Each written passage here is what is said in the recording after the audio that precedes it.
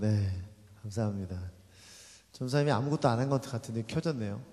아, 감사합니다. 과속은 안 했고요. 오는 길에 또 기름이 없어가지고 주유소에 갔다 오느라고 조금 더 늦었습니다. 이쪽 날개에 계신 네 분하고 이쪽 딱 네 분, 다섯 분 이렇게 계신데 안쪽으로 오시면 좋을 것 같아요. 제가 평택 온누리가 옆으로 넓어서 시선이 좀 분산되는데 요 앞에 자리 많이 있거든요. 앞쪽으로 오십시오. 제가 안 괴롭힐 테니까. 네, 앞에 오시고요. 네, 우리 옆에 분에게 이렇게 한번 축복하겠습니다. 당신은 예배자입니다. 이렇게 고백해 주시죠. 제가 첫 번째 강의 때 예배자에 대한 정의를 내렸는데 예배자는 누구죠? 누가 예배자죠? 예배하는 사람이 예배자죠.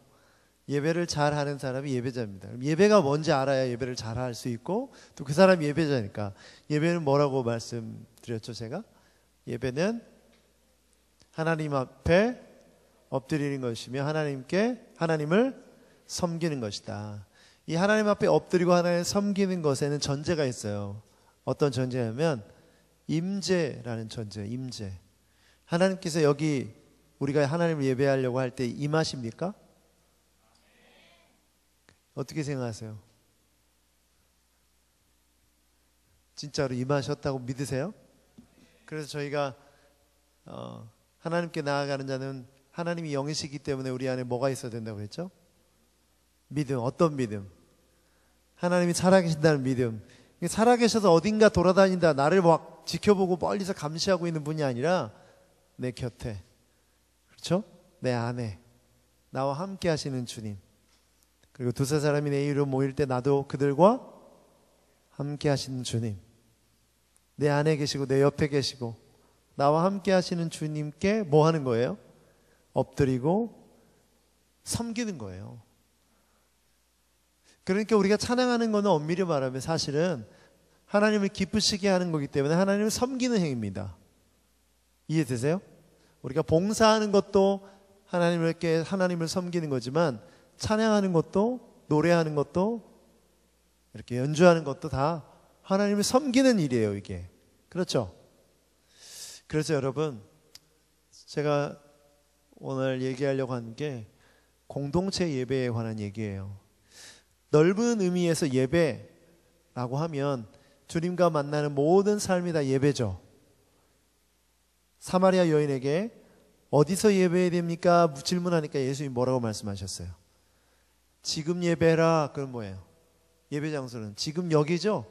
우리 집도 될 수 있고 우리 일터도 될 수 있고 학교도 될 수 있고 다 될 수 있어요. 그거는 개인의 삶의 예배 부분을 아주 정확하게 말씀해 주신 거예요. 그러나 삶의 예배가 있고 넓은 의미의 예배라면 좁은 의미의 예배가 있는데 그게 바로 뭐냐?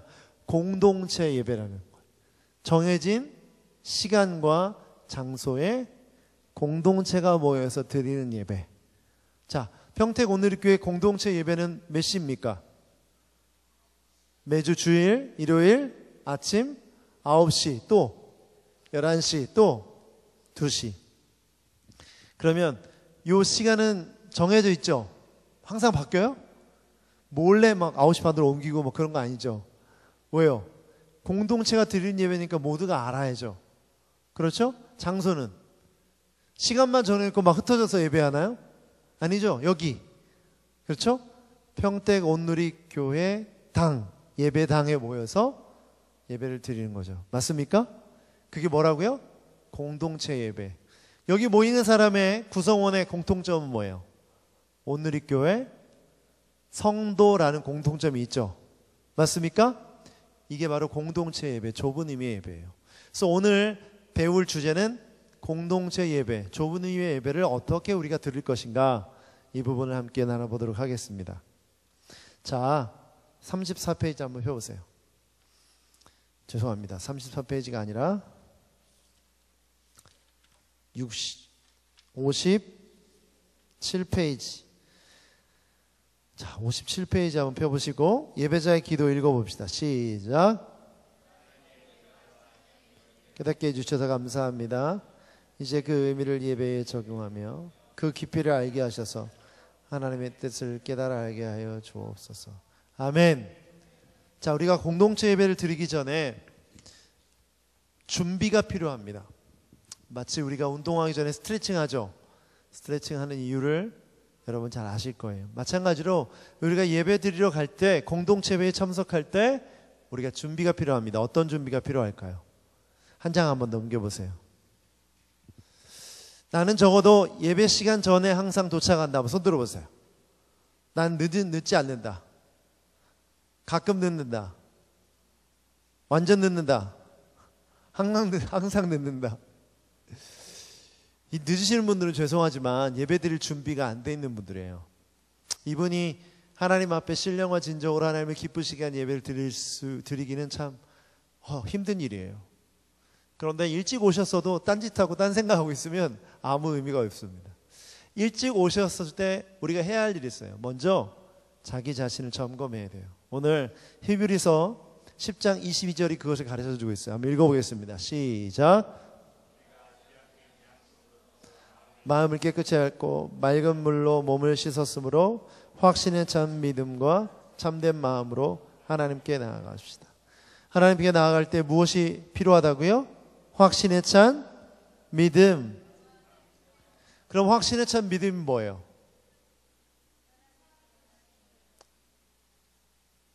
네? 하나님이 옹알이 하시지 마시고 하나님이 살아계신다는 믿음. 네.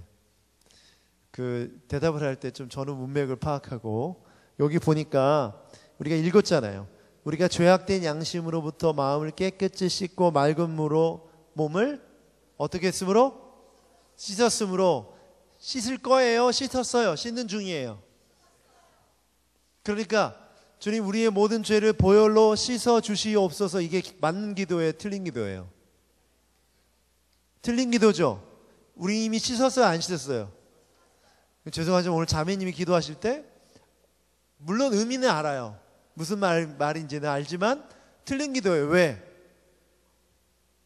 이미 우리 죄는 다 씻었죠.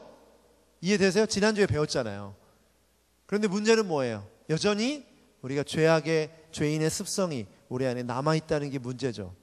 그러면 우리 마음이 어때요? 그러니까 자매님이 기도한 것처럼 기도할 수밖에 없는 이유는 뭐냐면 우리 안에 죄책감이 있는 거예요.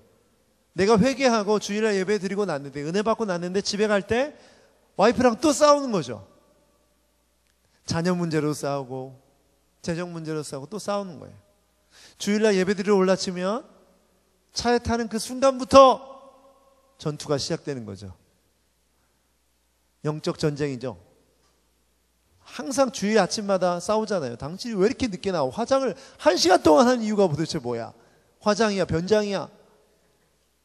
뭐 그런 것부터 해서. 물론 반대일 경우도 있겠지만 어쨌든 우리 안에 영적인 싸움과 함께 뭐가 있어요? 죄책감이 우리 안에 있죠. 우리가 여전히 죄인이기 때문에. 그래서 그렇게 기도하게 되는 건데 말씀에 의하면 죄를 이미 씻어야 합니까? 씻는 중입니까? 씻었습니까? 우리가 이 사실을 믿는다면 어떻게 기도해야 돼요? 주님 우리에게 우리 죄가 보혈로 씻겨졌음을 믿는 믿음이 확신에 찬 믿음이 있게 해주시옵소서. 이렇게 기도해야죠. 의심하지 말고 나를 쳐다보면 의심하지만 말씀을 통해서 보면 우리는 용서받은 것인 줄 믿습니다. 그 확신이에요. 맞죠? 그래서 우리 안에 내가 거룩하지 못한데 온전하지 못한데 이런 의심은 마귀가 주는 의심입니다. 사람들이 여기에 굉장히 많이 넘어가요. 그래서 넘어가요. 일주일 동안 제대로 영적인 신앙생활을 하지 못한 사람들은 딱 표정을 보면 알 수 있어요. 얼굴이 어떤 표정이에요? 폐잔병, 패배한 사람 얼굴이에요. 피곤해 찌들고 생기는 없고. 그런 노래 아세요? 난 누군가 또 여긴 어딘가. 옛날에 듀스라는 가수가, 굳이 부르지 않겠습니다. 내가 지금 어디 있는지 모르는 거예요. 지금 내가 누군지도 모르는 거예요. 그러니까 멍하니 그냥 뭐 박수도 치는 둥 마는 둥 그러고 있죠. 확신에 찬 믿음. 그리고 또 두 번째가 뭐래요? 참된 마음. 이 참된 마음을 다른 성경 번역해보고 번역도 보고 제가 원어도 보고 공부를 해보니까 정확한 번역은 진실한 마음이 더 정확해요. 진실한 마음. 우리가 예배에 나올 때 진실한 마음을 갖고 나오는가? 여러분 진실하세요? 정말요? 진실되게 한번 얘기해 보세요. 저 괜찮게 잘생겼나요? 역시 진실하게 얘기하라니까 아무도 얘기 안 하네요. 여러분 정말 솔직하세요. 그냥 잘생겼다고 얘기해 줄 수도 있는데 너무 하시네요. 제가 무슨 얘기 하려고 하냐면 사기꾼이 나한테 다가와요. 그런데 그 사람 마음 가운데 진실한 마음이 있어요, 없어요? 그런데 겉모습은 진실해 보이죠? 그러면서 뭐라고 해요? 돈을 꿔달라고 합니다. 작은 돈을 꿔달라고요. 한 10,000원 꿔달라고요. 10,000원 꿔줬더니 작은 선물과 함께 일주일 뒤에 다 갚는 거예요. 이 사람 상당히 괜찮은데? 그 다음 날에 20,000원을 꿔달라고요. 20,000원 꿔줬더니 이제까지 합쳐서 25,000원을 주는 거예요. 10만원, 20만원 바로바로 잘 갚아요. 그러더니 1,000,000원을 꿔달라는 거예요. 그럼 꿔주시겠어요? 안 꿔주시겠어요? 뭐 그럴 돈이 없다면 안 꿔주겠지만 사기꾼이 그렇게 다가오잖아요. 자기가 진실한 것처럼. 그러나 마음속엔 다른 목적이 있죠. 우리가 하나님 앞에 나아가는데 우리 마음속에 진실한 마음이 있냐는 거예요. 다른 목적이 있지 않냐는 거예요. 오늘 예배에 들어왔는데 나는 은혜 받고 싶어서 나를 위해서 드리는 예배인지, 사람 만나러 가는 건지, 좋은 설교 들어서 만족을 얻으려고 하는 건지. 여러분 진실하게 자기 마음을 한번 들여다 보세요. 나의 마음을 위로받고 위안 얻기 위해서 내가 나아가는 건지. 그래서 여러분 예배의 목적을 정확하게 분명하게 알지 못하면 우리는 이 두 가지 마음을 가지고 주님 앞에 나아가는 거예요. 그런 예배를 하는 그런 예배자가 하나님께서 찾으시는 진실한 예배자일까요? 아니죠. 그래서 예배 전에 일찍 와서 두 가지를 위해서 기도해야 되는 거예요. 하나님, 내가 예수 그리스도의 보혈을 의지하며 내 마음 가운데 확신한 참 믿음이 있습니다. 그 믿음 가지고 내가 연약하고 부족하지만 회개하며 나아가오니 주님 나의 예배를 받아주세요. 두 번째, 주님 내가 진실함으로 주의 얼굴만을 구하기 원합니다. 다른 어떤 은혜 구하지 않겠습니다. 내가 받으려고 나온 것이 아니라 하나님 앞에 드리려고 예배하려고 나왔습니다 라고 고백하는 것, 진실된 마음을 점검하는 것, 그게 필요한 거예요. 그래서 예배 전에 일찍 도착해서 그 두 가지를 놓고 기도하는 거예요. 죄를 실컷 진 사람들은 예수 그리스도의 보혈로 내가 정결케 됐음을 다시 한번 확인하는 자리, 다른 목적을 갖고 있다면 그것을 내려놓는 자리가 되어야 되는 것이죠. 자, 그래서 이제 이렇게 기도하고 난 다음에 한 장 넘겨보면 본격적으로 예배 순서에 들어갑니다. 여러분 지금 떠오르는 예배 순서들 한번 말씀해 보세요. 예배 안에 어떤 순서들이 있죠? 찬양, 또 네? 대표기도, 또 말씀, 설교, 또 헌금, 광고 중요하죠.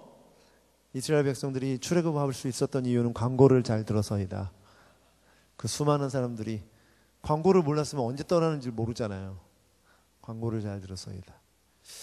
이 많은 예배 순서는 여러분 잘 기억해야 될 것이 성경에 오늘날 우리가 예배 순서는 이래야 된다는 순서가 정해져 있어요, 없어요? 없죠. 이 구약의 제사법은 정해져 있지만 오늘날 우리가 어떻게 예배해야 될지는 신약 성경의 예배의 순서가 정해져 있지 않아요. 그래서 예배 순서 가지고 절대적으로 이건 절대 목숨을 걸고 못 바꾼다 이런 거 있어요, 없어요? 그런 건 없어요. 그런데 많은 교단이나 많은 교파가, 많은 교회가 이런 예배 순서 문제 때문에 갈등이 생기고 교회가 쪼개지는 경우가 많아요. 심지어는 설교자가 목사 가운을 입을 것인가 말 것인가 가지고 교단이 쪼개지기도 해요. 별로 안 믿는 눈치인데 제가 설마 거짓말을 하겠어요? 실제로. 왜 그러냐면 예배에 대한 인식이 달라서예요. 그래서 우리가 예배드리는 순서들은 역사적인 전통과 문화적인 흐름에 따라서 여기까지 왔습니다. 그래서 우리가 예배를 드린다고 했을 때 우리가 드리는 형식보다는 그 순서가 가지고 있는 의미에 우리가 더 집중해야 돼요. 제 모니터 좀 조금만 더 올려주시겠어요? 그래서 여러분 이런 다양한 순서들이 있는데 한번 첫 번째부터 보도록 하겠습니다. 이 순서는요, 오늘 우리 교회 서빙고 2부 예배, 1부 예배, 2부 예배, 3부 예배를 기준으로 해서 만든 순서들이에요. 여기 있을 수도 있고 없을 수도 있어요. 그런데 우리 평택은 9시 예배가 이렇게 드리는 거일까요? 11시 예배? 2부 예배 둘 다 이렇게 드리고 있는 것 같아요. 자, 첫 번째 예배의 선언이죠. 같이 한번 크게 읽어보죠. 시작.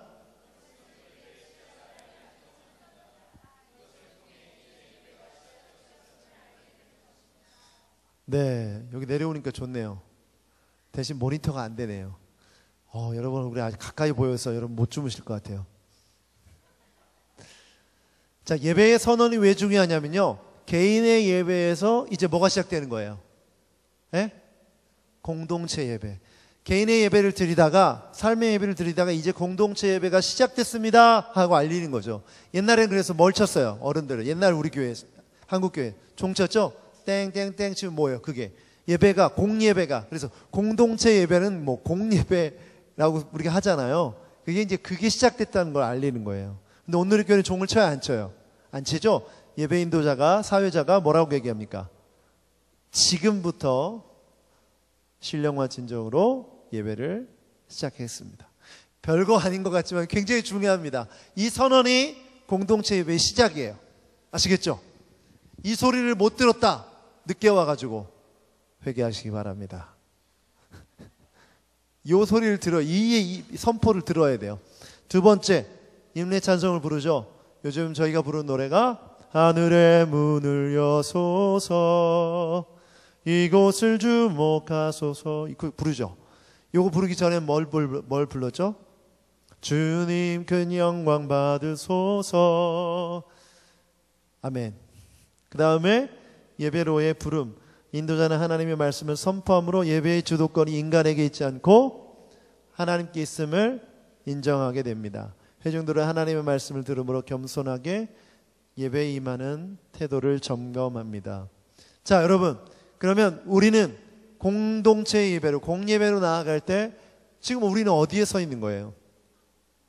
하나님의 임재 앞에 서 있는, 임재 안에 서 있는 거죠? 왕이신 하나님 앞에 다 서 있는 거예요.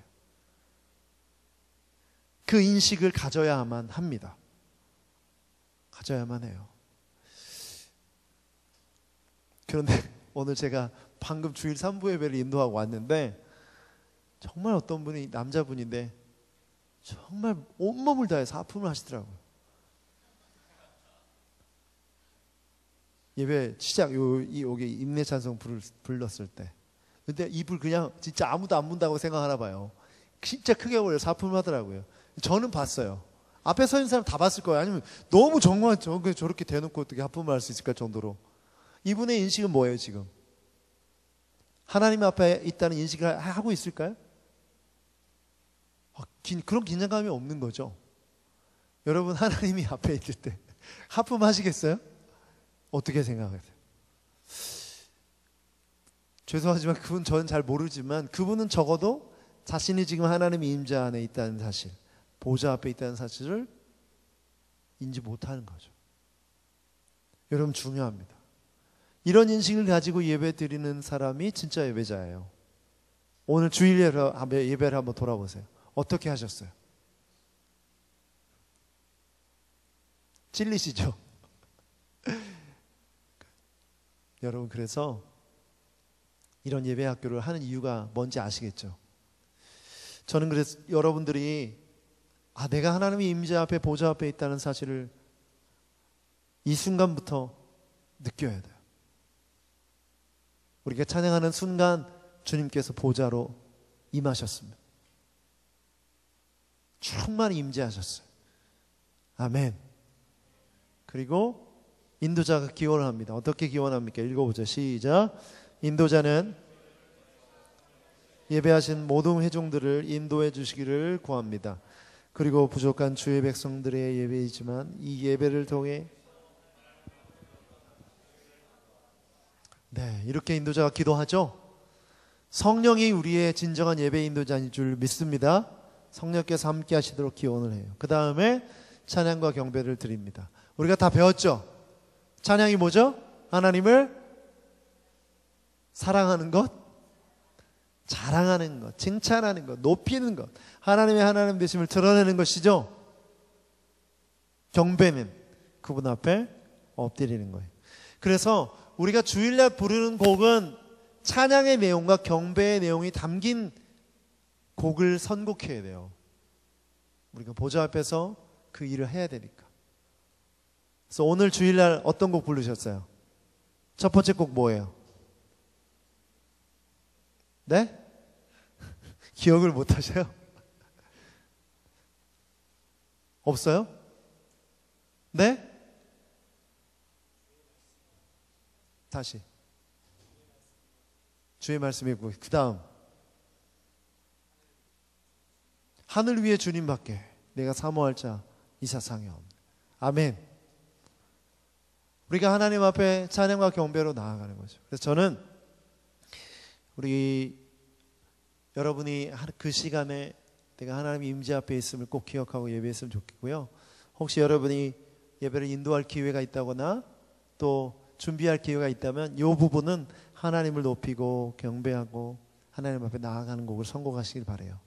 예전에 하 목사님께서 저희 예배 인도자들에게 이런 지침을 내린 적이 있어요. 설교를 듣기 전에는 하나님 앞에 나아가며 하나님을 찬양하고 하나님 앞에 경배하는 곡을 선곡해라. 왜 이런 말씀하셨냐면 큰 집회였었어요. 큰 집회였는데 내 마음의 주를 향한 사랑이, 이 노래 혹시 아세요? 십자가의 길 순교자의 삶, 그 곡을 설교 전에 불렀어요. 하 목사님이 다 집회가 끝난 다음에 그 인도하신 목사님 불러서 혼내셨어요. 말씀하신 이유가 뭐냐? 내가 할 말을 네가 다 하면 어떡하냐? 내가 결단과 헌신을 얘기하고 십자가의 길을 얘기해야 되는데 찬양 인도자가, 예배 인도자가 다 앞에서 다 해버린 거예요. 할 말이 없는 거죠. 무슨 뜻이 이해되세요? 사실 이렇게 십자가의 길, 순교자의 삶 같은 노래는 예배의 제일 마지막에 있어야죠. 제일 마지막에 결단과 헌신 할 때. 이해되시죠? 그래서 이 찬양과 경배 시간은 될 수 있으면 아니죠. 반드시 저는 그래야 된다고 생각해요. 그리고 나면 대표 기도를 드리게 됩니다.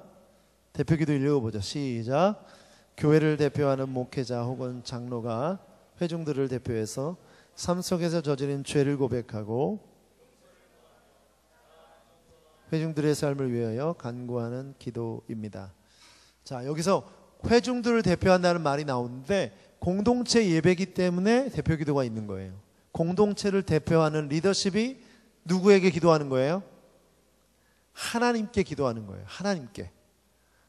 아시겠죠?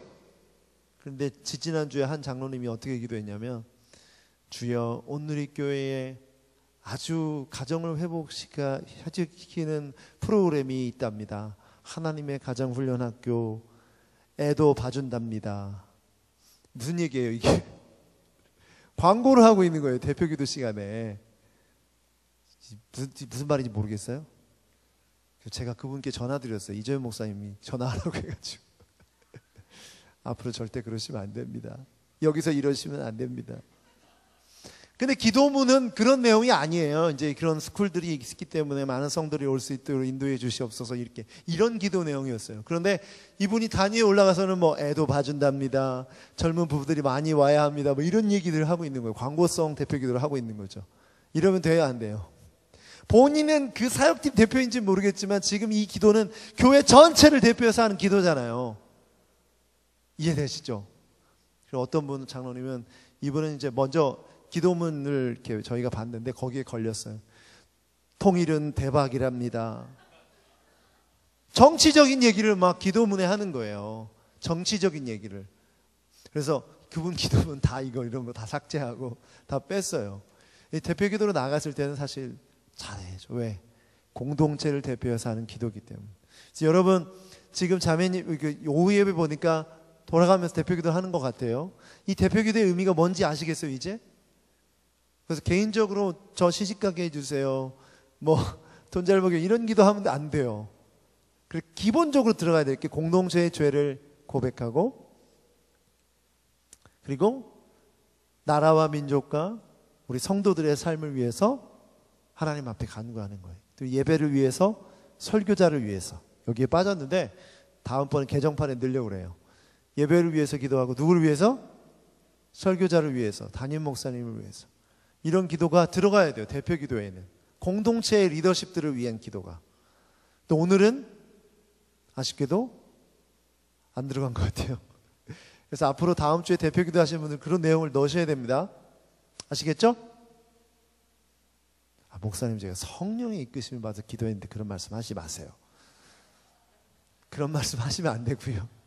이 공동체 예배는 이런 성격, 목회 기도의 성격이기 때문에 꼭 그렇게 준비하셔야 됩니다.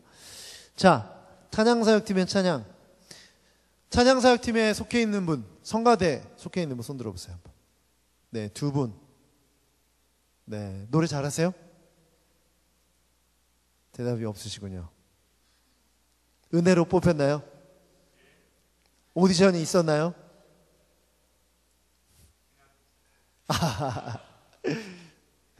저는 이제 찬양사역팀의 찬양이 굉장히 중요하다고 생각하는데요. 왜냐하면 옛날에 성전에 다윗이 많은 노래하는 사람들을 뽑아서 하나님을 섬기도록 배치했어요.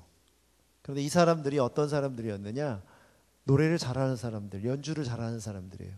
이 사람들은 백성들이 기도할 때, 하나님을 찬양할 때 그들을 서포트해주는 그런 역할들을 했어요. 그런데 만약에 내 노래가, 내 음악이 회중들을 하나님께 찬양하는데 방해가 된다면, 충분히 그럴 수 있겠죠? 그래서 여러분 회중석에 앉아서 크게 노래 부르는 거 괜찮아요? 안 괜찮아요? 노래를 잘하든 안 하든 잘 못하든 아무 상관없죠. 그런데 노래를 못해서 회중들이 하나님 앞에 나아가는데 방해가 된다면 회중의 자리로 가는 게 아름다운 거죠. 자기 욕심에 의해서 이 앞에 서면 안 되는 거예요. 제가 그래서 이 찬양사역팀, 성가대, 예배팀한테 그런 얘기를 해요. 예배가 뭔지 아냐. 그래서 여러분 그 옆에 노트에 한번 적어보세요. 키에르케고르라는 이름. 키에르케고르 6글자인데 덴마크의 철학자예요. 키에르케고르. 이 키에르케고르라는 사람이 이런 말을 했어요. 예배는, 따라합시다. 예배는 연극이다. 자, 여기서 선물을 드리는 문제 나갑니다. 연극의 3요소 아시는 분? 네, 말씀해 보세요. 네, 관객, 무대. 틀렸습니다. 네. 없어요? 저 한 번 틀리고 나니까 다 포기한 건가요? 왜 무대가, 네. 네, 다시 손 들고. 관객, 배우, 희곡 정답입니다. 유현진 티셔츠를 입었네. 99번 다저스. 선물 예전에 받았잖아요. 자, 딴 사람한테 선물 양보하겠대요. 속마음이에요. 속마음. 그게 아니었어? 받고 싶어요? 네, 다음 주에 드리겠습니다. 네? 어저께 생일이었어요? 그런 걸 개인적으로 얘기해, 공개적으로 얘기해. 모두가 알도록 다음 주에 드리도록 하겠습니다. 제가 급히 오느라 준비를 못했어요. 관객, 희곡, 시나리오, 배우죠? 근데 키에르케고르가 연극을 비유하면서 아주 정확하게 얘기했어요. 관객이 누구냐? 관객이 누구예요? 예배라고 했을 때. 그렇죠. 하나님이에요. 그럼 회중은? 배우죠. 그렇죠? 그러면 예배팀은 뭐예요? 예배팀은 뭐예요? 예배팀. 예배 인도자. 네? 스케치북? 연출가. 프롬프터다라고 말할 수 있겠죠. 그런데 이 덴마크의 철학자 시대 때는 그런 연극 연출가가 있지는 않았어요. 그래서 뭘 얘기하냐면 프롬프터라고 했어요. 프롬프터. 그래서 어떻게 보면 그 키에르케고르가 정의하지 않았지만 연출가는 성령님이라고 할 수 있겠죠. 그런데 이 프롬프터가 뭔지 아세요? 자막을 알려주는 기계예요. 그래서 이 기계를 이렇게 돌리면 자막이 이렇게 입력되어 있어서 그 가사, 대사를 미리 알려주는 거야, 배우한테.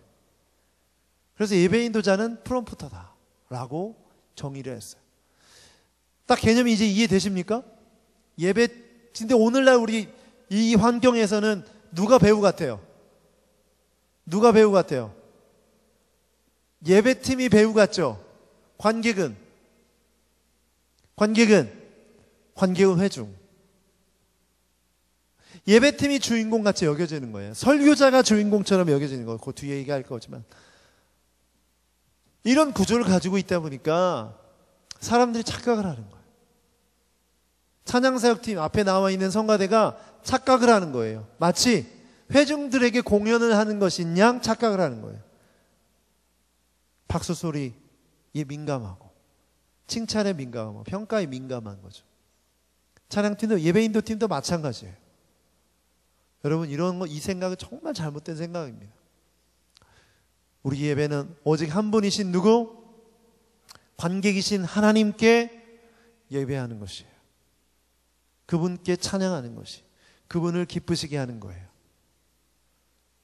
그래서 패션이라는 예배 인도팀이 있는데요, 아주 큰 스타디움에서 예배를 드리는데 찬양을 하다가 예배를 인도하다가 앞에 흰 막이 천장에서 내려오는 거예요. 쫙 내려와서 찬양팀의 얼굴을 쫙 가려요.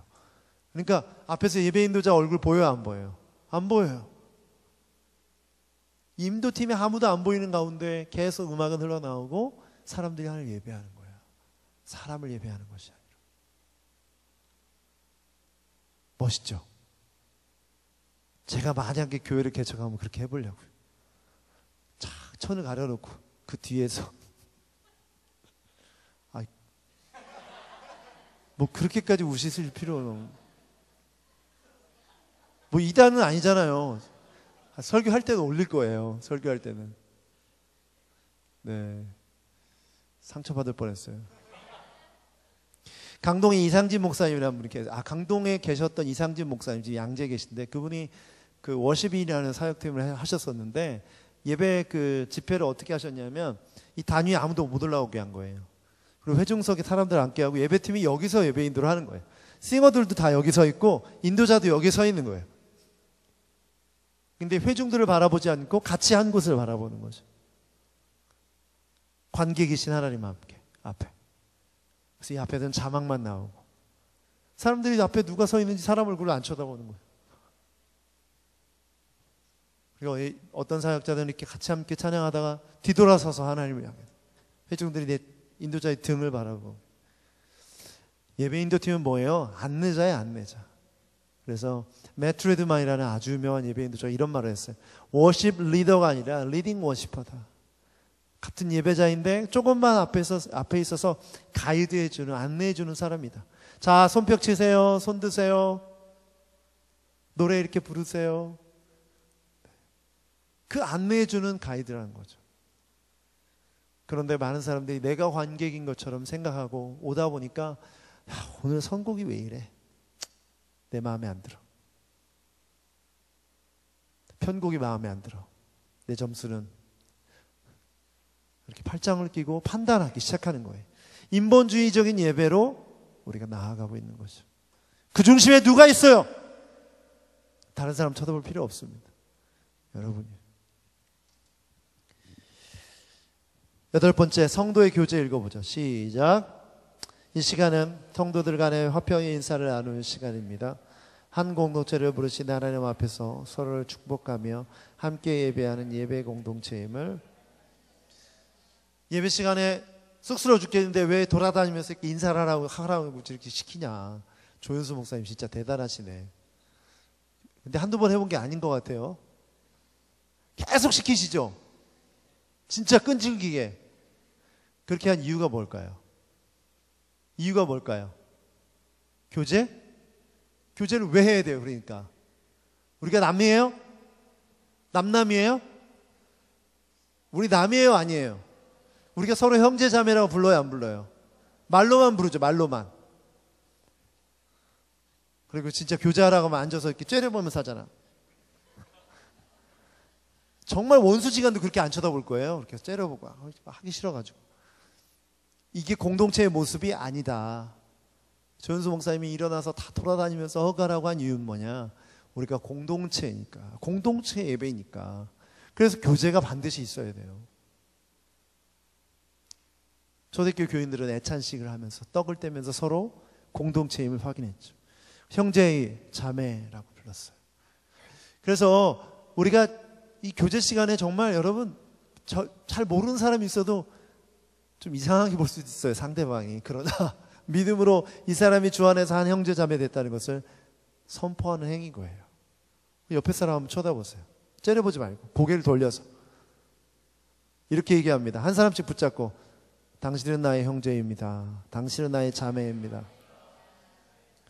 자, 얼추 나이 계산해서 형 해보세요. 얼추 나이 계산해서 오빠 밥 사줘. 영화 보여줘. 밥 사줘. 남편한테 그럴 필요는 없어요. 제가 무슨 얘기 하려고 하는지 이해되세요? 이렇게 공동체성을 갖고 드리는 예배가 진짜 예배예요. 하나님께서 그 예배를 기뻐 받으세요. 제가 선교단체에서 오래 생활했는데요. 저도 선교단체의 아주 약점이 그거더라고요. 공동체가 아니에요. 교회 공동체가 아니다 보니까 그 예배가 뭔가 허전해요. 알고 봤더니 이게 빠져서 그렇더라고요. 한 공동체, 믿음 안에서 한 형제 자매 된 이 펠로우십이 없으니까 허전하더라고요. 저는 그래서 여러분 이 2시 예배, 평택 오늘이라는 교회 공동체가 함께 모여 예배하는 자리인 줄 믿습니다. 그래서 조윤수 목사님 이렇게 돌아다니면서 하는 거는 여기니까 가능한 거예요. 할 수 있을 때 열심히 하세요. 아시겠죠?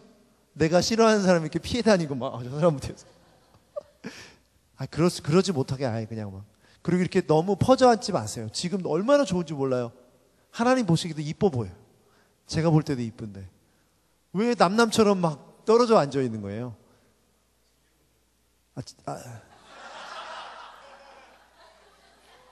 네. 지금 찬양사역팀 하고 계시죠? 성가대. 네. 네. 의외의 대답이었는데 웃겨서 넘어가도록 하겠습니다. 네. 제가 이렇게 얘기하는데도 끝까지 저 뒤에 두 분이 이렇게 앉아 계신데 저분은 우리 교회 공동체가 아니죠. 두 분 다. 우리 교회 공동체 맞나요? 오늘의 교회? 맞아요? 맞다면 일로 오세요. 요 앞으로 오세요. 제일 앞으로. 제일 앞에 우리 이 황당한 대답하신 이 집사님 옆으로 앉으세요. 아, 이제 좀 교회 갔네요. 이제. 할렐루야. 하나님을 찬양합시다. 할렐루야. 박수 치며 소리 치며.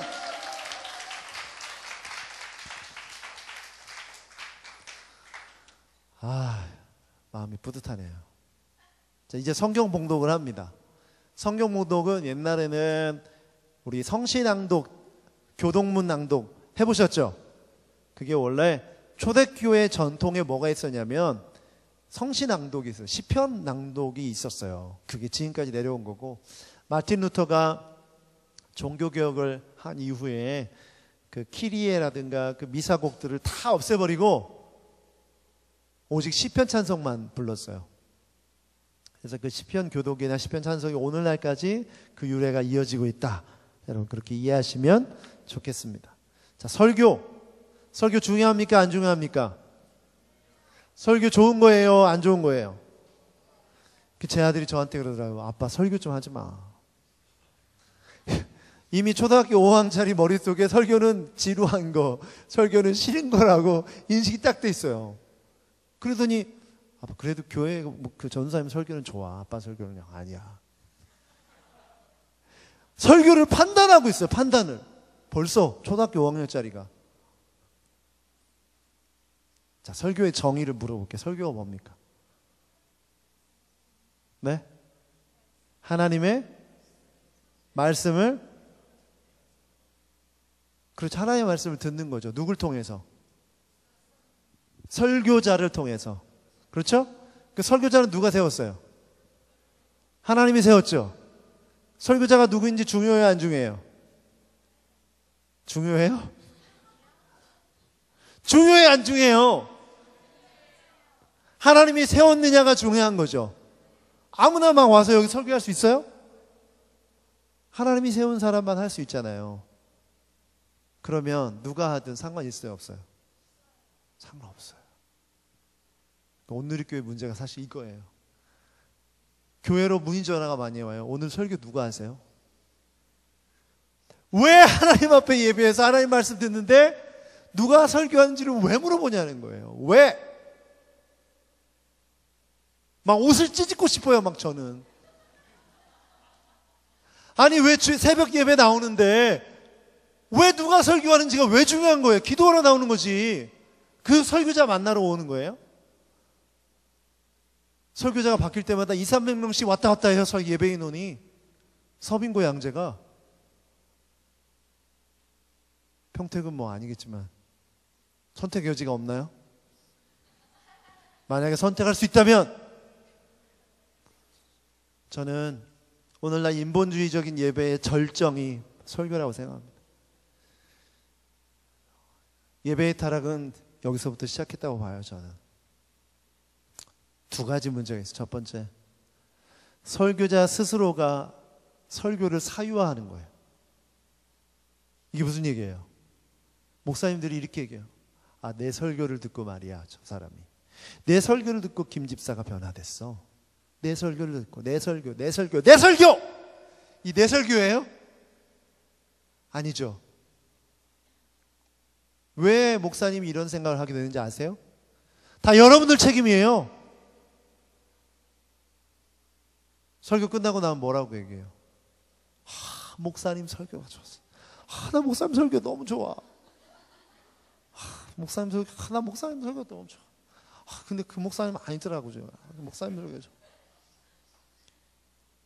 목사님들이 알아요, 몰라요? 하나님의 말씀을 대언하는 자리인 줄 아시죠? 그거 모르는 분도 안 계세요. 근데 변해가는 거예요. 여러분 그렇게 만드는 거죠. 그래서 설교 시간을 마치 사람이 하는 사람의 말로 듣기 시작한 거예요. 그래서 화려한 예화와 화려한 언변과 말투와 그런 게 중요한 게 되어버렸어요. 신학교에서 신학생들이 조용기 목사 말투를 따라하는 거예요. 할렐루야. 뭐 그 말투 있잖아요. 여기 오늘 여도순복음교회 조용기 목사님의 그 설교 톤. 그런 걸 따라하기 시작하는 거죠. 그래서 저는 막 가슴이 막 미어져요. 막 괴로워서 미치겠어요, 정말. 근데 이런 문제는요, 신앙생활 처음 하는 사람들이 그래요? 초신자들은 별로 중요하지가 않아요. 다 누구예요? 여러분이에요, 여러분. 신앙생활 오래 한 사람들. 앉아가지고 예화가 이상해. 설교가 너무 지루해. 저렇게 설교해가지고 교회가 부흥하겠어? 이 뭐 음식이 맛있어야 식당이 잘 되지. 뭐 이런 얘기하면서 설교를 판단하고 아닌 척하지 마세요. 다 하고 있잖아요, 지금 속으로. 이게 우리의 모습이에요. 그러다 보니까 예배는 하나님 앞에 전적으로 드리며 그분의 임재 안에 들어가 하나님의 음성을 듣는 그 귀한 정말 놀라운 기적의 현장인데 사람들이 자기를 위한 위안거리로 삼기 시작한 거예요. 여러분, CGN TV 오늘 개국 9주년 기념인데 여러분 물어볼게요. CGN TV는 누구를 위해 만든 거예요, 하 목사님? 네? 네? 선교사님들을 위해 만든 거죠? 오늘 영상 보셨죠? 근데 왜 여러분들이 이렇게 봐요? 여러분들을 위한 게 아니에요. 게으른 크리스찬들을 위해 있는 게 아니라고요. 새벽 기도회 안 나가고 집에서 5시에 TV만 뜨면 딱 나와요. 그런데 여러분, 하나님의 말씀은 예배라는 그 임재라는 그 현장 속에서 공동체 예배 속에서 선포되어지는 것인 줄 믿습니다. 그럼 그 현장에 오지 않으면 그 설교를 듣는 행위는 뭐예요? 뭘 의미하는 거예요? 내가 골라먹기 식으로 먹는 거예요. 베스킨라빈스 31에 가서 먹듯이 내 구미에 당기는 이찬수 목사님 설교, 내 구미에 당기는 홍정기 목사님 설교, 이재원 목사님 설교, 라 목사님 설교 난 좋더라. 라 목사님 설교 땡겨서 듣고, 가끔 반태용 목사님 설교 들어봐야지. 방주교도 가서 듣고. 뭐예요 이게? 마치 가요를 듣는 것 같은 거예요. 내가 좋아하는 노래 다시 듣게 하는 것처럼 모바일로 보는 거죠. 인터넷으로 듣는 거예요. 여러분, 이런 설교가 여러분의 삶을 바꿀 수 있을 것 같아요? 그분의 설교를 판단하는 게 아니라 여러분의 태도를 얘기하는 거예요.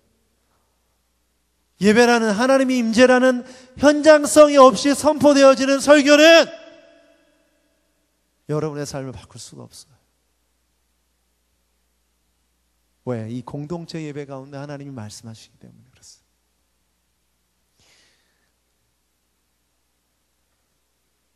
그래서 이 강단에서 우리 조윤수 목사님이 설교하든 김소리 목사님이 설교하든 아무 상관없죠. 하나님이 하신다는 그 전제를 가지고 들으셔야 돼요.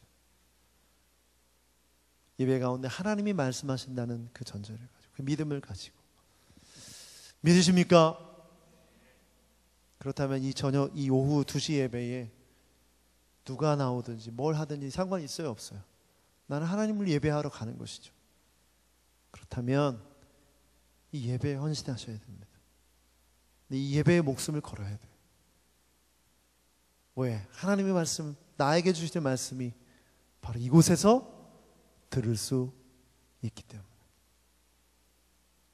평택 오늘은 다시 보기 제공 안 하죠? 제공하나요? 네. 그거 보면서 내가 예배 드렸다 이런 생각은 착각입니다. 아시겠죠? 예배 드렸는데, 말씀 들었는데 잘 기억이 안 나거나 다시 들으면서 마음에 새기고 싶을 때 다시 보기를 보세요. 나는 오늘 안 나가고 난 다시 보기로 볼래.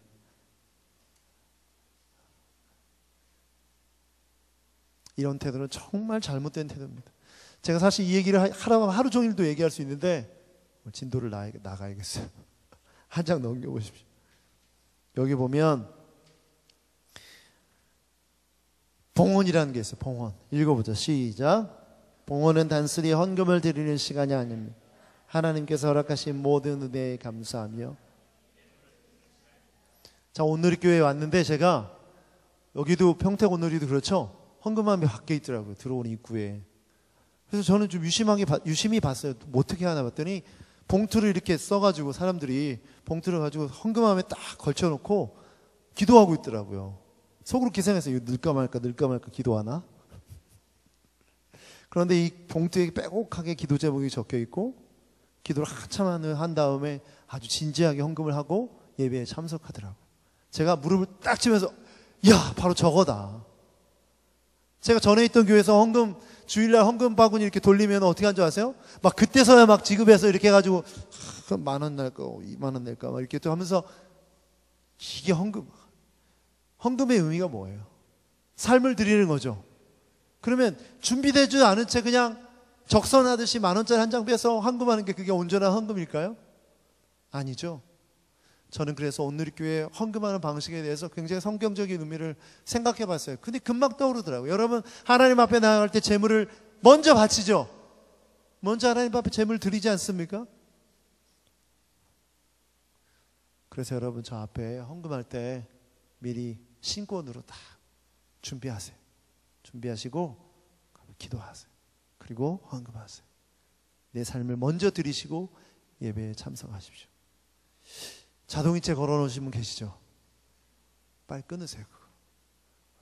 여러분, 자동이체가 그 계좌번호가 여러분들을 위해 있는 게 아니라 누굴 위해 있는 거예요? 몸이 아파서 병원에 계신 분이라든가 해외 출장분이 있는 분들을 위해서 있는 거지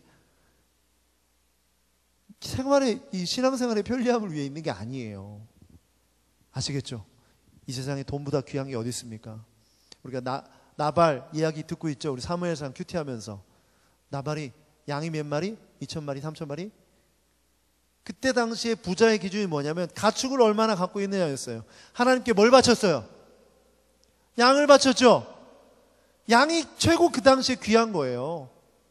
그러면 우리가 돈을 바친다는 건 뭘 의미해요? 가장 귀한 걸 바친다는 걸 의미해요. 그러면 우리가 예배 드리기 전에 준비된 돈을 바쳐야죠. 준비된 헌금을 해야죠. 예수님이 왜 성전에서 장사하는 사람들에게 막 분노하셨어요? 모르겠어요? 준비된 재물을, 준비된 예물을 가져오지 않고 그 앞에서 사는 거예요. 돈을 주고 바꿔서.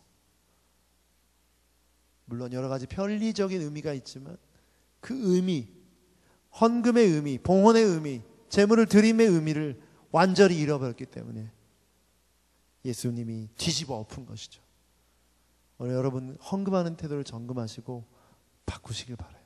액수가 중요한 게 아닙니다. 여러분이 어떻게 어떤 태도로 헌금하느냐가 중요한 거예요. 축도, 고린도후서 13장 13절에 보면 바울이 한 축복 기도를 모티브로 해서 지금까지 우리가 이렇게 축도를 하고 있죠. 네. 다시 한번 말하지만 이 모든 순서들은 절대적인 것이 아니며 상황에 따라 조금씩 다르다. 그러나 교회의 전통과 문화와 역사를 통해서 오늘 이 모습까지 있었다. 기억하시고 하나하나에 어떤 의미가 있는지를 기억하시고 예배에 참석하시길 바랍니다. 자, 우리 두 가지를 살펴보겠는데요. 첫 번째는 성만찬이고 두 번째는 세례식입니다. 여러분 성만찬의 의미가 뭐죠? 세 가지 의미가 있어요. 첫 번째는 죄사함이고 두 번째는 그리스도를 기억함이에요. 자, 죄사함의 부분은 우리가 너무나 잘 아는 내용이기 때문에 넘어가고요. 그리스도를 기억함. 누가복음 22장 19절 읽어보죠. 시작.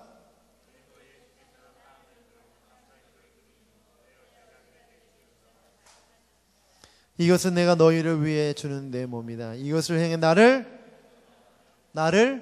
기념하라. 기념한다는 게 무슨 의미일까요? 기억하는 것이죠. 여러분 결혼 기념일 기억하세요? 혹시 여기 부부가 오신 분 계세요? 부부? 네, 왜 이렇게 손을 살짝. 남편은 어디 계세요? 아, 옆에 계세요? 네. 그 결혼 기념일이 언제세요? 너무 오래돼서. 그러니까 며칠이냐고요? 11월 19일. 네, 지난 11월 19일 날 뭐 하셨어요?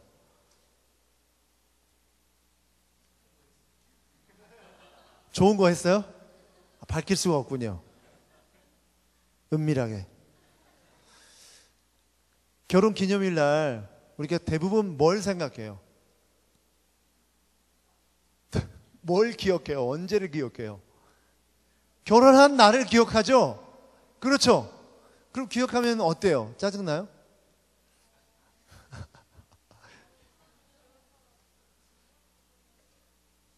대부분 사랑해서 좋아서 결혼했잖아요. 현재는 아닐지라도. 그죠? 그러면 결혼 기념일이라는 기념을 통해서 그날의 서약, 그날의 기쁨, 그날의 행복, 그날의 감사를 기억하는 거죠. 우리가 성만찬에 참여한다는 건 무엇이냐? 예수님을 처음 믿고 내가 구원받았던 그날, 내가 예수님 만나서 행복했던 그날, 감사했던 그날을 기억하는 거예요. 그 사랑과 그 은혜를 기억하는 거예요. 예수님께서 그래서 사실은 모일 때마다 너희가 이것을 행해서 나를 기념하라고 하셨는데 오늘 교회는 몇 번 해요? 한 달에 한 번. 사실 그것도 굉장히 많이 하는 겁니다. 다른 교회는 1년에 한 2번 하나요? 그렇죠? 하 목사님이 전에 그러셨대요. 우리 이거 매주 하자고. 생각해 보십시오. 이 평택 온누리는 그래도 좀 나은데 서빙거는 몇 명이냐면요 25,000명이에요. 주일날 예배드리는 1부부터 7부까지. 그러니까 이 많은 사람들의 성찬을 준비하는 건 정말 힘든 일이에요. 힘든 일이에요. 그래서 한 달에 한 번 하는 건데 한 달에 한 번 할 때마다 뭘 기억하라? 예수님 처음 만났을 때 그때를 기억하라. 우리가 결혼 기념일 생각하듯이. 자, 그 다음 그리스도를 선포함. 고린도전서 11장 26절 읽어볼까요? 시작. 그러므로 여러분은 이 빵을 먹고 이 잔을 마실 때마다 주가 오실 때까지 그분의 죽으심을 선포하는 것입니다. 성만찬에 참여한다는 자체가 예수 그리스도께서 죽으셨다는 것을 선포한다. 다시 말하면 성만찬에 참여한다는 것 자체가 복음을 증거하는 행위였어요. 복음을 전하는 행위였어요.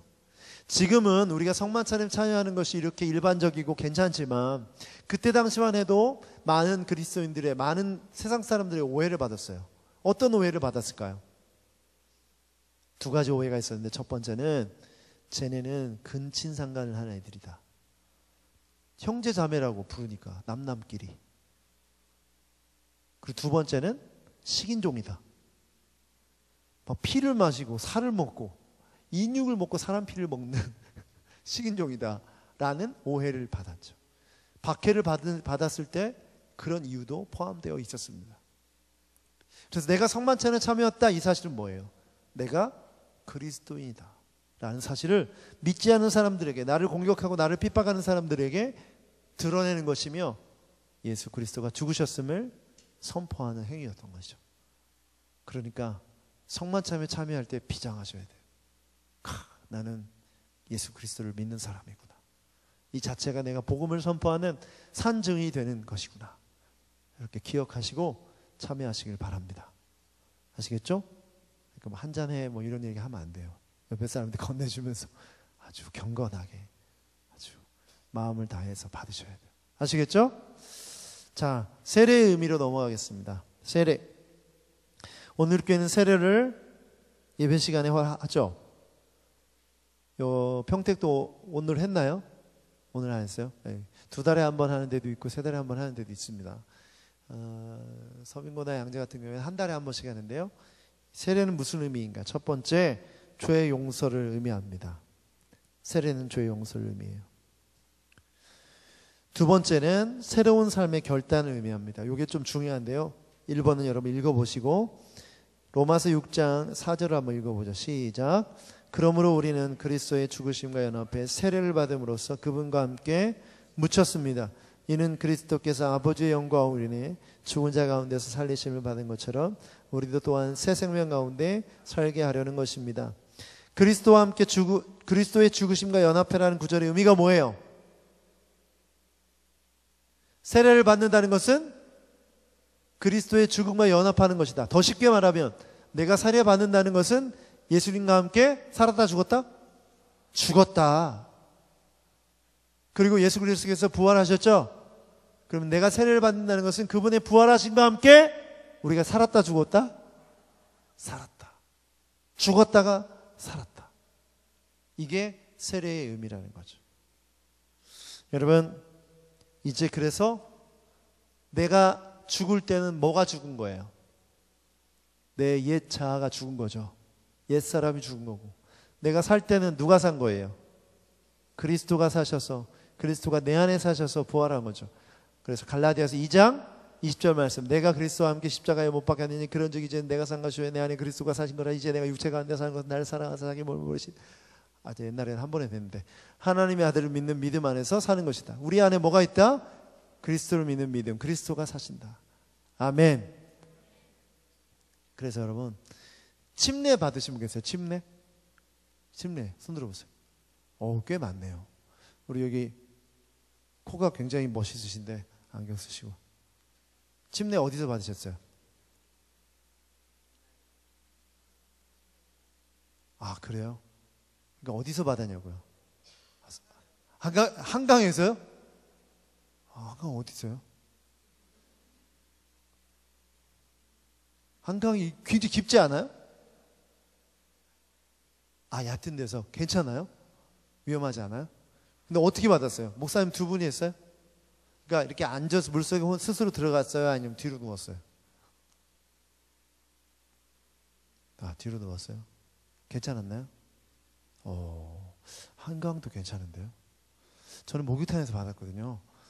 목욕탕. 제가 이 강의를 하면서 어떤 분한테 물어봤더니 물이 깊어서 이렇게 자기 스스로 들어갔대요. 이렇게 기도받고 자기 스스로 들어갔다 나왔다 하더라고요.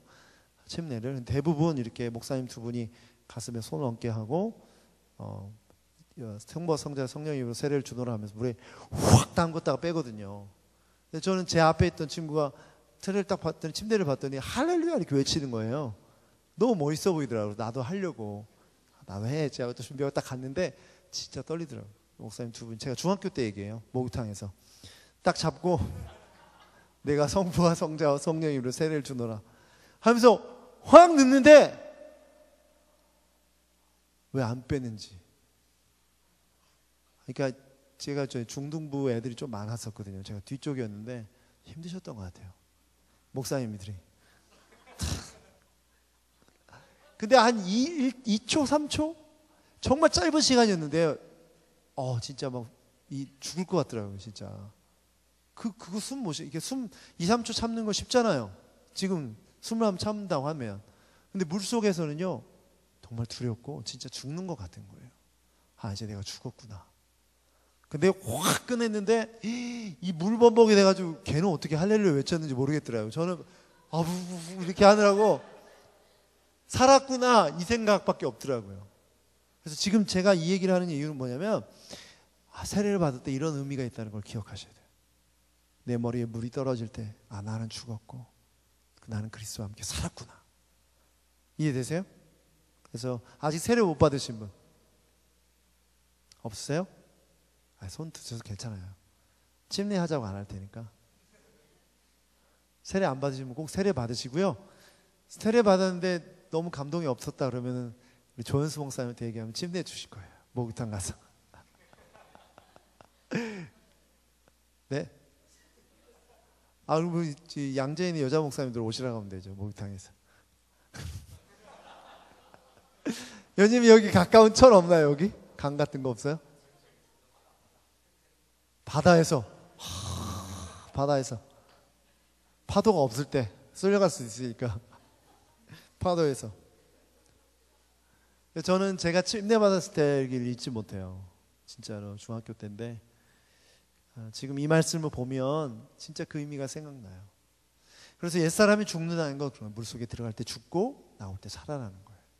자, 한 장 더 넘겨보시죠. 70페이지 마지막 보면 공동체의 새로운 이론이 되는 건데요. 정말 중요한 말씀이에요. 갈라디아서 3장 26절, 29절 읽어보죠. 시작. 여러분은 모두 그리스도 예수 안에서 믿음으로 하나님의 아들들이 됐습니다. 그리스도 앞에 세례를 받은 우리 모두는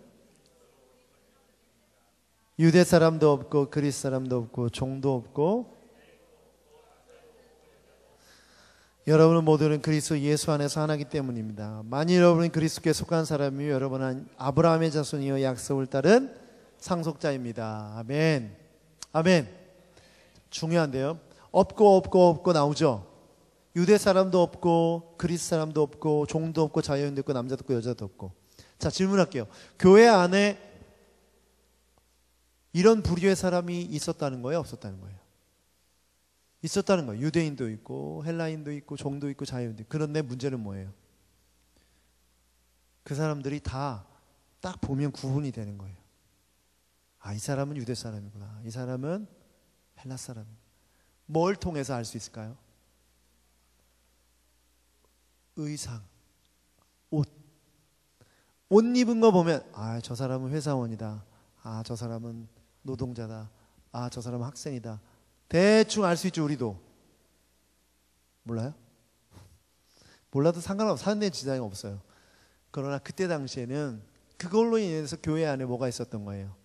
차별이 있었고 파벌이 있었고 하나됨이 없었던 거예요. 그래서 바울사도가 이렇게 얘기하는 거예요. 그리스도와 함께 세례를 받은 사람은 그리스도로 뭐 했다? 옷 입었다. 그럼 우리가 모두 다 무슨 옷을 입은 거예요? 똑같은 옷을 입은 거예요. 그러니까 우리가 안에 차별이 있으면 돼요, 안 돼요? 우리가 하나 됐다는 거죠. 그래서 바울사도는 이렇게 말해요. 여러분은 모두가 하나이기 때문에 만일 여러분이 그리스도께 속한 사람이면 여러분은 아브라함의 자손이에요. 약속을 따른 상속자이다. 여러분 앞에 유대인이 나타났어요. 유대인이 이렇게 하는 거예요. 이 이방인 같으니라고. 우리를 개 취급하는 거예요. 진짜 그렇고 있죠. 그럼 우리가 뭐라고 얘기해야 돼요? 그래, 나는 이방인이다. 그러나 나는 그리스도로 옷 입었기 때문에, 예수님 때문에 나는 아브라함의 상속자다. 너만 상속자냐? 이 말씀을 딱 들이대는 거죠. 이 성경 말씀. 놀랍죠? 그리고 나는 뭐다? 상속자다. 상속자. 어깨 좀 피세요. 누구의 상속자예요? 이 그리스도의 유업을, 하나님의 유업을, 천국을 이어받을 상속자예요. 좀 어깨 좀 피었어요. 이렇게 좀. 좀 거만하다는 표현이 그렇지만 좀 누리세요. 왜 이렇게 인생을 지지고 볶고 사세요? 그 짜잘한 일에 이렇게 목숨 걸지 마세요. 좀 대범하게 상속자들. 네? 아시겠죠? 확실히 어깨를 펴고 막 얼굴을 딱 쳐두니까 멋있어 보여요. 겸손한 것과 상속자로서 프라우드를 갖는 건 정말 다른 거죠. 여러분 상속자예요. 예수님 믿는다면. 그래서 우리가 세례를 받을 때 많은 사람들이 와서 축하해 주죠. 축하 안 해줘요? 축하해 줘야 돼요. 왜? 이 사람이 우리 공동체의 일원이 됐기 때문에, 가족이 됐기 때문에, 하나님 안에서 한 형제 자매가 됐기 때문에, 아브라함의 자손이 됐기 때문에, 상속자가 됐기 때문에. 그래서 막 축하하고 막 오늘의 교회처럼 이렇게 정신없는 데도 없어요. 세례 받으면서 막 스마트폰 사진 찍고 막 치즈하고 막 난리도 아니에요. 오늘도 막 난리도 아니었어요. 그렇게 하는 이유가 뭐냐? 기뻐하는 거죠. 즐거워. 천국에서 막 잔치가 벌어졌겠죠. 이재호 목사님 오늘 그런 멘트 하시더라고요. 하나님께서 기뻐하시고 천국 잔치가 벌어졌다고 지금. 그게 바로 뭐예요? 세례예요. 예배 가운데. 그러니까 세례에 참석하지 않는 사람일지라도 모두가 함께 기뻐해야 돼요. 내가 모르는 사람일지라도. 아멘. 제가 다른 강의 때는 질문을 받지 않는데 이 강의만은 질문을 받아요. 이 예배 순서에 관한 부분만은. 그래서 질문을 받고 오늘은 제가 기도하고 강의를 마치도록 하겠습니다. 혹시 질문 있으세요? 이거는 꼭 물어보고 싶다. 네.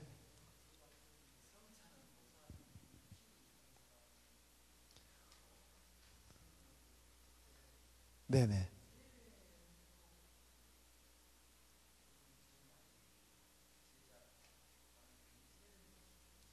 네네. 지금 교회법으로는 세례도 안 되는 걸로 되어 있습니다. 성례도 마찬가지고. 그러나 이 초창기에 기독교가 처음 생겼을 때는 이런 어떤 교회법이라든가 원칙이 정해져 있지 않았었죠. 예수님이 제자들이 행했었고 본인이 또 예수님의 제자라고 생각되는 사람은 다 행했어요. 그러나 이게 질서 있게 잘 행해졌으면 이런 법이 없었겠죠. 그런데 무질서하게 생기니까 이런 교회법이 생긴 것이고요. 그래서 지금 우리가 목회자들이 없는 상황에 선교제에 있거나 아프리카에 있다면 세례를 줄 수 있겠죠. 그렇죠? 그러나 그렇지 않고 우리 조현수 목사님도 있고 뭐 저도 있고 좀 멀긴 하지만 어쨌든 이렇게 목회자들이 있고 주회종들이 있는데 굳이 나도 할 수 있다 이렇게 하는 것은 옳지 않다고 생각합니다. 세례를 집례를 할 수 있느냐 없느냐의 차원을 떠나서 교회의 리더십에 내가 순종하느냐 안 하느냐, 존중하느냐 안 하느냐, 그 부분이 있는 것 같아요. 저는 가능하다고 생각합니다. 선교지에서 실제로 선교사님들이 우리 평신도 사역자들이 가셔서 하고 계시고 저는 괜찮다고 생각합니다. 이해되세요? 네. 또 질문 없으세요? 그런 질문 없으세요? 왜 성찬은 어린애들을 못 받게 하느냐? 오늘의 교회는 받게 하나요? 못 받게 하나요? 못 받게 해요? 평택은 못 받게 해요? 아니죠? 네. 그런 어나운스를 하세요? 오늘의 교회는 아니에요. 하은 목사님이 그렇게 하지 말라고 하셨어요. 오늘의 교회는 물론 이제 다른 교회들은 중학교 2학년 14세, 15세인가 14세 이상만 할 수 있고 세례를 받은 사람이어야 한다는 교회법이 있습니다. 근데 현재 추세는 이 법이 없어지는 추세예요. 많은 교단에서 나이가 어려도 왜냐하면 성경에 그런 게 없어요. 성경에 예수를 그리스도로 주로 고백하고 믿음이 있는 사람은 다 받을 수가 있습니다. 그렇죠? 어린아이일지라도 내가 그러니까 영아한테 아주 애기한테 막 이렇게 먹이면 이건 아니죠. 상식적으로 애가 막 장난으로 막 그 솜찬떡 가지고 막 제기차고 이런 애한테 주면 안 되죠. 무슨 뜻인지 아시죠? 한잔해 하면서 이렇게 줄 수는 없잖아요. 그런 상식적으로 이해하면 될 것 같고요. 예배 가운데 나온 회중이라면 자신이 내가 믿음이 있다고 믿어지면 다 할 수 있습니다. 아시겠죠? 네, 그게 차이. 네? 세례받지 않아도 괜찮습니다.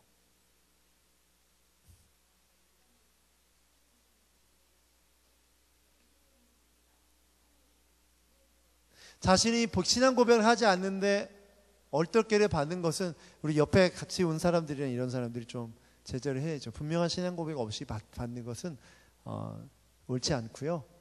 내가 믿음이 있다, 또 내가 믿는다라고 한다면 받아도 괜찮다고 생각합니다. 한 목사님도 그렇게 하셨어요. 그래서 지금 우리가 성찬할 때 그런 어나운서 하지 않지 않습니까? 네, 그렇게 이해하시면 됩니다. 네?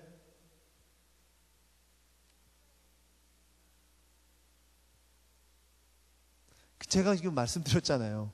그 어린아이가 제기차게 하고 괜찮습니다. 네. 근데 그 어린아이가 완전 분별의식이 없어서 예수님을 인격적으로 고백하지 않는다면 주면 안 되겠죠. 너도 한 잔 마셔봐, 맛있어. 이렇게는 할 수 없는 거잖아요.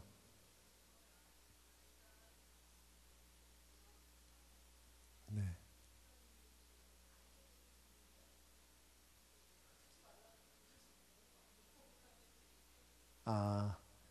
네. 그런 제한은 없어요. 온누리교회는. 이제 목사님들마다 조금씩 달랐는데 지금은 그런 제한은 없습니다. 적극적으로 권유해서 뭐 억지로 먹이는 건 안 되고요. 네, 자연스럽게 예배 안에서 성찬에 참여하는 거는 괜찮습니다. 이게 그 고린도전서에 나타난 성찬에 관한 부분 때문에 이 교회법이 이렇게 된 건데요. 고린도전서에 보면 주의 잔과 주의 살을 믿음 없이 헛되이 마시는 사람은 징계를 받는다. 그런 말씀이 있죠. 근데 그런 말씀 때문에 그런 건데요. 그 말씀의 이 컨텍스트, 문맥을 잘 살펴봐야 돼요. 그 바울 사도가 그렇게 이야기한 이유는 뭐냐면 우리처럼 지금처럼 성찬식을 거행하던 시대가 아니라 사람들이 이렇게 모일 때 시간에 늦게 모이는 사람, 빨리 오는 사람이 있는 거예요. 근데 빨리 오는 사람들이 다 먹어버리는 거예요. 그 늦게 온 사람이 먹을 게 없어. 지금처럼 이렇게 딱 정량이 정해진 게 아니기 때문에 일찍 온 사람이 배고파가지고 조금만 먹어야 되는 성찬을 다 먹어버리는 거예요. 그럼 늦게 온 사람들은 못 먹는 거죠. 대부분 늦게 온 사람들은 노동자들이거나 빈곤한 사람들이었거든요. 그런데 이 사람들이 와서 막 마음이 어려운 거예요. 상처받는 거죠. 자기 배를 배부르려고 성찬에 참여하면 안 된다. 그런 의미죠. 성찬의 의미도 모른 채. 그래서 성찬은 뭐냐? 예수님의 살과 피를 함께 나눔으로 한 형제자매가 되는 것이며 그분을 기념하는 것이며 기억하는 것이지 내 배를 부르게, 그걸 의미하는 거예요. 성찬의 의미를 더 모른 채 내 배를 부르게 하려고 포도주와 빵을 먹는 것이 죄다. 그것을 그렇게 먹는 사람은 징계를 받는다는 거죠. 그래서 성찬을 돌리는데 막 한 움쭉 집어가지고 이렇게 먹으면 그건 벌 받는 거예요. 그런 이 포도주도 막 계속 난 10잔은 먹어야 성찬 이렇게 하지 말라는 거죠. 이런 사람은 진짜 저주 받겠죠. 이제 이해되세요? 그러니까 나이 연령 제한은 이제 그런 스토리 안에서 그 교회 역사 안에서 나온 것이지 성경에서 이렇게 제한하고 있지 않기 때문에 괜찮다 이렇게 말씀드립니다. 네, 질문 없으시면 제가 기도하고 마치도록 하겠습니다. 하나님, 우리에게 공동체 예배를 허락해 주시면 감사합니다. 우리가 예배를 소중히 여기며 순서 하나님의 은혜 가운데 보좌 앞에 경배하며 온전히 주님만을 높이는 우리가 되게 하여 주시옵소서. 예수님의 이름으로 기도하옵나이다. 아멘.